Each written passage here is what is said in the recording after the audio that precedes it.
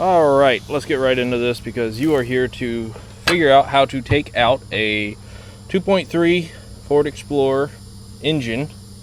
So we're gonna get right into that right away. As you can see, I've taken it out, so I know how to at least do that.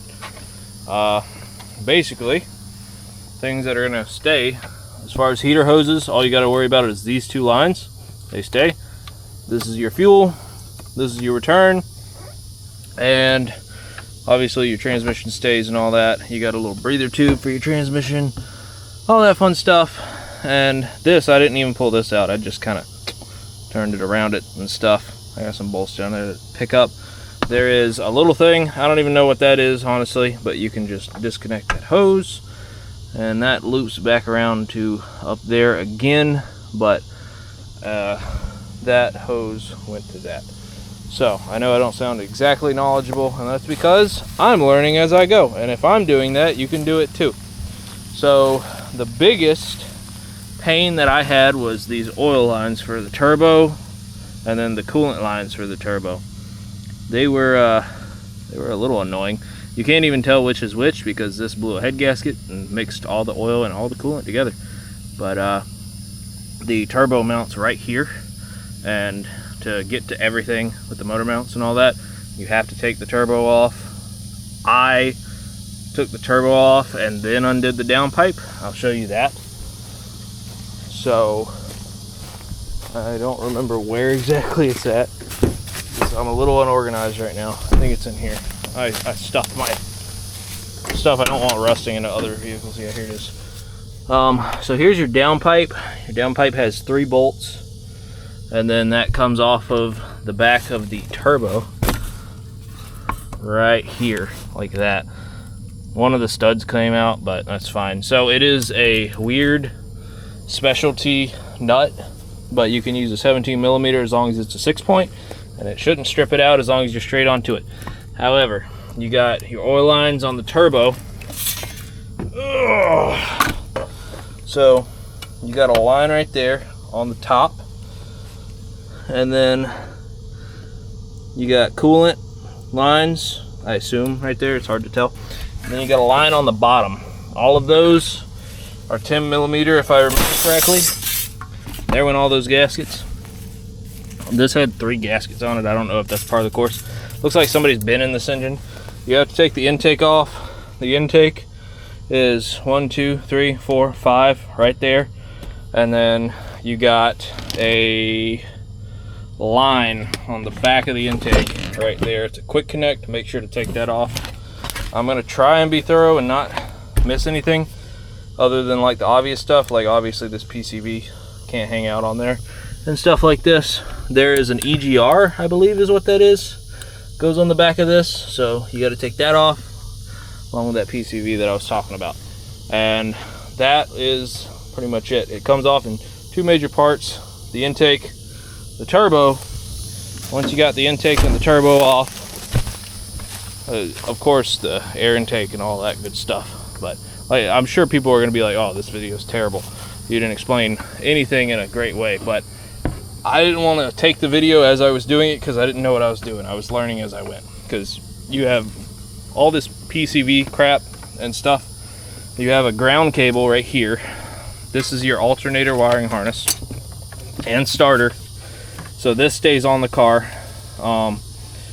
This goes to your alternator, this lower one down here, and then this is your starter stuff. By the way, on these, keep in mind that the starter bolts to the block like that, does not bolt to the transmission. They changed it on these. Ford moved away from that. As far as plugs go, you have a plug right here and a plug right there, and then pretty much everything can be laid onto the engine because this entire wiring harness and everything is still on the engine. And then all the PCV stuff can just be disconnected and all that. You have a heater hose, or not a heater hose, you have a coolant hose right here, and then you have a coolant hose over here. That's all that connects to your radiator. And then you have all of your heater hoses and junk, and your oil cooler down there, all that junk. But that stuff, actually, believe it or not, it's actually a pretty easy motor to take off. The compressor.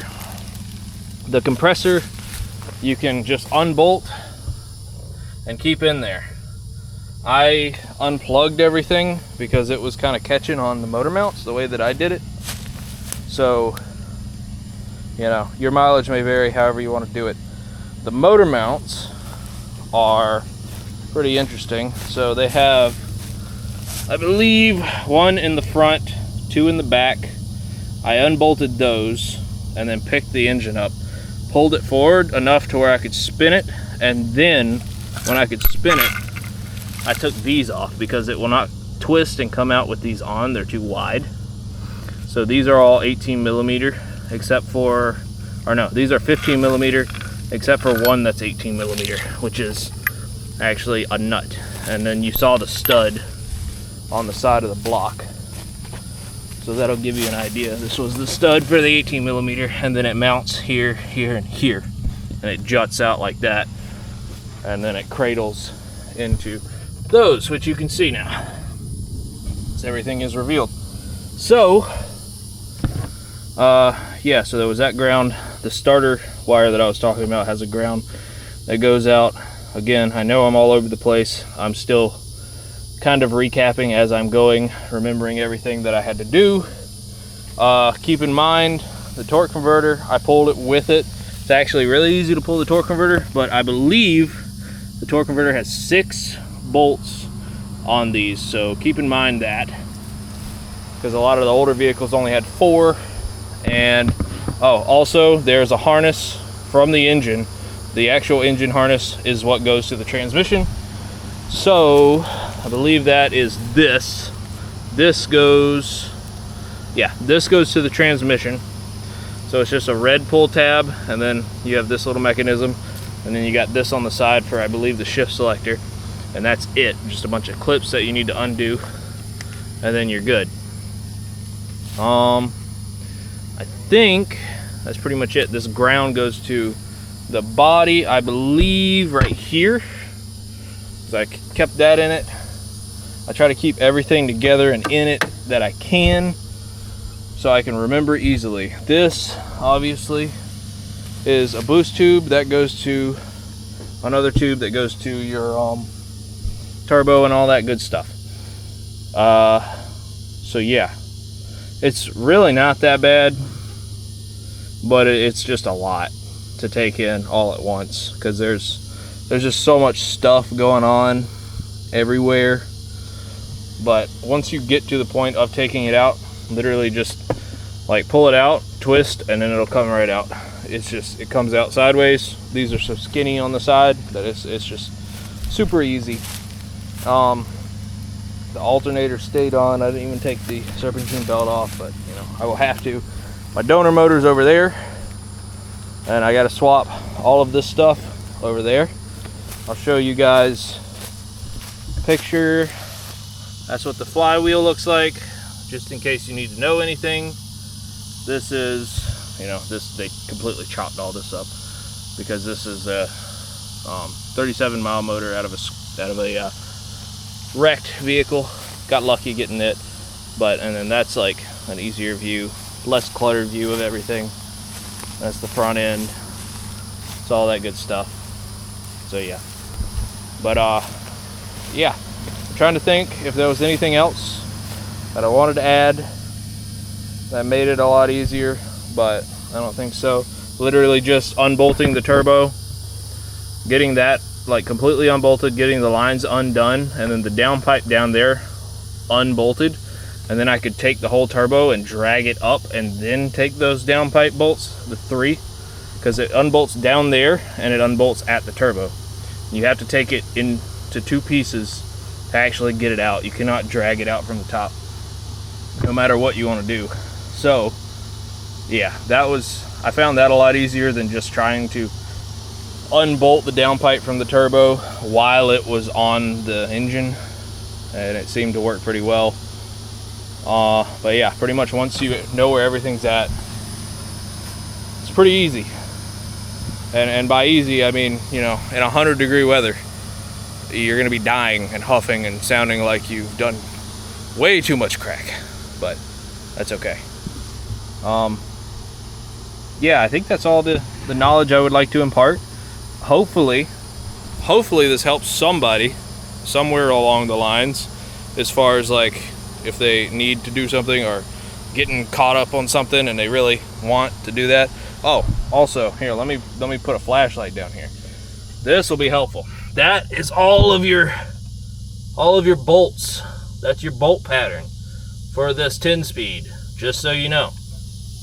All right, so there's 2 really annoying ones on the top, and then you have some that bolt through this way on this side, and then you have most of these on this side bolt that way. So just keep that in mind. I don't even really remember how many there are, to be honest. There were so many. I think we got 1, 2, 3, 4.